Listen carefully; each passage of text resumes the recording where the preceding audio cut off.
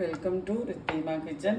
வாங்க இன்றைக்கி நம்ம வீட்டில் ஒரு மீன் குழம்பு, அயிலை மீன் குழம்பு பார்க்கலாம். ஈஸியாக செய்கிறது.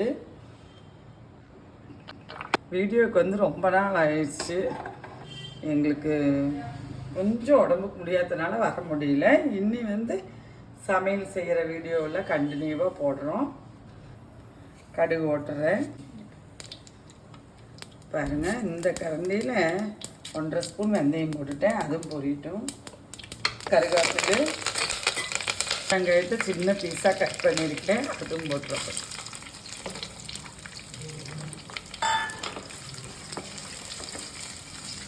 ஒரு 15 சின்ன வெங்காயம் எடுத்துருக்கேன், அது மிக்ஸி ஜாரில் போட்டுக்கிறேன்.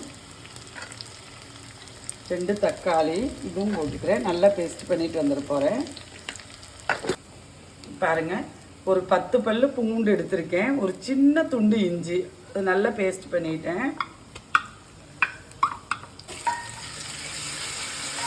பேஸ்ட்டெல்லாம் இஞ்சி பூண்டு பேஸ்ட்டு போட்டு நல்லா மணம் வந்துருச்சு. இவ்வளோ மஞ்சள் பொடி. நான் வந்து நம்ம வீட்டு காரத்துக்கு தகுந்த இதில் வந்து 1.5 ஸ்பூன் மிளகா பொடி போட்டுட்டேன். காரமெல்லாம் உங்கள் வீட்டு விருப்பத்துக்கு தகுந்த போல் வச்சுக்கோங்க. இந்த குழம்புக்கு வந்து நம்ம மல்லிப்பொடி யூஸ் பண்ணுறதில்ல. வந்து 1.5 ஸ்பூன் ஜீரகப்பொடி வந்து இந்த ஸ்பூனில் எடுத்துருக்கிறேன். நீங்கள் டீஸ்பூனில் எடுக்கிறதுனா 1 ஸ்பூன் கரெக்டாக இருக்கும். பாருங்கள், இந்த டீஸ்பூனில் எடுக்கிறதுனா 1 ஸ்பூன் கரெக்டாக இருக்கும். மாதிரி 1/2 ஸ்பூன் பெப்பர் பொடி, கொஞ்சம் பிடிக்குது, அதனால வந்து நான் ஒரு பொட்டு தண்ணி விட்டுட்டேன். வணங்கி வந்துருச்சு.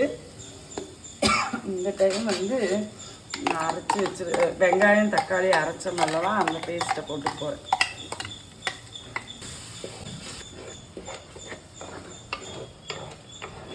இதெல்லாம் வந்து நல்லா பச்சை மணம் மாறி நல்ல ஒரு ஃப்ளேவர் வந்துருச்சு. இந்த டைம் வந்து நான் தேவையான அளவு புளி எடுத்திருக்கேன். நீங்கள் எல்லாமே வந்து உங்கள் வீட்டுக்கு எப்படி தேவைப்படுதோ அது மாதிரி எடுத்துக்கோங்க. இந்த புளி தண்ணி ஊற்றிடுவோம்.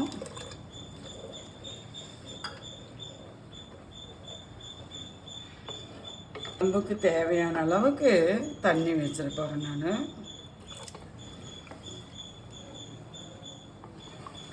சாதாரண மிளகா வந்து நம்ம பொடிச்சு வச்சுருந்தோம்னா அதுக்கு வந்து கொஞ்சம் காஷ்மீரி மிளகா பொடி போட்டால் நல்லா கலராக இருக்கும்.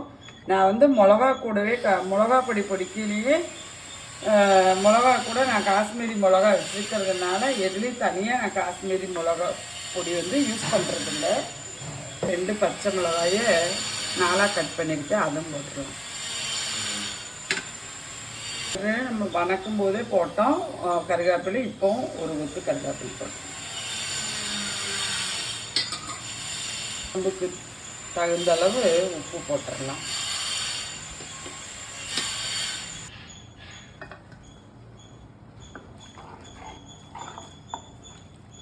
மீன் குழம்பு நிறைய ஸ்டைலில் வைக்கலாங்க. நம்ம சேனல்லையே ஆல்ரெடி ஒரு 4-5 மீன் குழம்பு இருக்குது பாருங்கள். அதுவும் செஞ்சு பாருங்கள், இதுவும் செஞ்சு பாருங்கள். கொதிக்கட்டு குழம்பு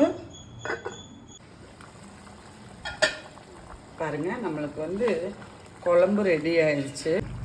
மீன் போட்டுருவோம். நீங்கள் வேணால் தனித்தனியாக போட்டுக்கலாம், எனக்கு இப்படியே போட தெரியும், நான் போட்டுட்டேன். பாருங்க, எல்லாம் அங்கங்கே விழுந்திருக்கா. ஒரே நிமிஷம். எனக்கு மண்ணுச்சட்டி ஆனதுனால அந்த சூடு இருக்கும். எனக்கு ஒரு நிமிஷம் போதும். நீங்கள் வேறு பாத்திரத்தில் வச்சா ஒரு 3 நிமிஷம் விட்டுக்கலாம், மீன் வெந்துடும். பாருங்கள், இந்த டைமே வந்து நான் மல்லித்தலையும் போட்டுற போகிறேன்.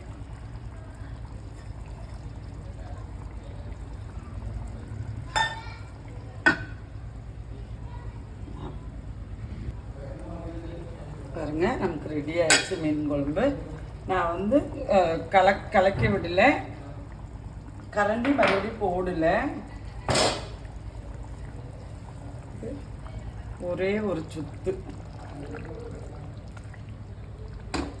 கரண்டி நீங்கள் போடுற மாதிரி இருந்தாலும் இது மாதிரி மரக்கரண்டியோ இல்லைன்னா சட்டுவமா வச்சு குழம்பை இப்படி திருப்பி விடுங்க. கரண்டியை போட்டு இப்படி கலக்க வேண்டாம், மீன் உடையும். பச்சை தேங்காய் 1 ஸ்பூன் ஊற்றிட்டேன். வாங்க நம்ம வீட்டில் சாப்பிட்லாம். நன்றி, வணக்கம்.